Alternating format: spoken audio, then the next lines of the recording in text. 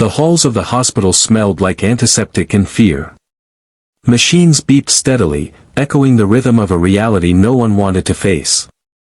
In room 214, Maria lay motionless, her body weak, her breathing shallow. Doctors said she had only hours left. Her family gathered around her bed, clinging to the last thin thread of hope. Her daughter, Leah, refused to leave her side. She held her mother's cold hand and whispered, "Mom, please don't go. God isn't finished with you." But Maria didn't respond. A doctor stepped into the room, his voice gentle but heavy. "We've done all we can," he said. "If you want to say your goodbyes, now is the time." Leah felt her knees buckle. She laid her head on her mother's chest and wept, soaking the hospital gown with tears. "God," she whispered, "I know what they're saying. But I also know you. If you still do miracles, please, please do one here." For a long moment, nothing happened. Just the steady beep of the heart monitor. Just the cold silence of loss wrapping itself around the room. Then suddenly, the monitor beeped louder.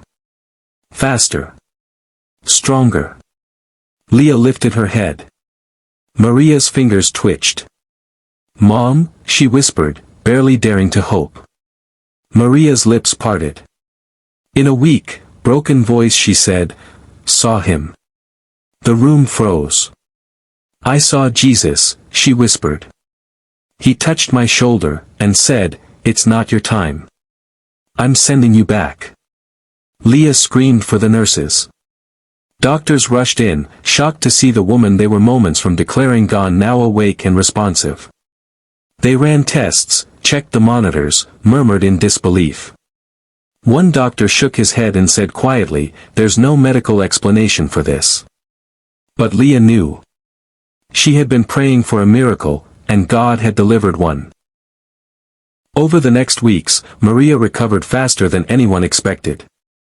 Each day she grew stronger, and every doctor who checked on her said the same thing: this shouldn't be possible. Maria simply smiled and said, "Jesus touched me. That's why I'm here."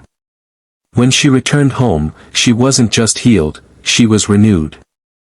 Her faith was alive in a way it had never been before.